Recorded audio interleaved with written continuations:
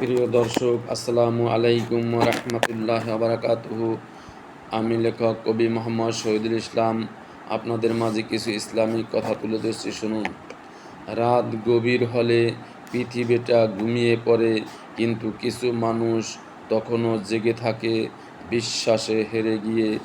ভাঙা স্বপ্নের হিসাব না মেলাতে পেরে নিঃশব্দ স্রোতে ভিজে যায় বালিশ।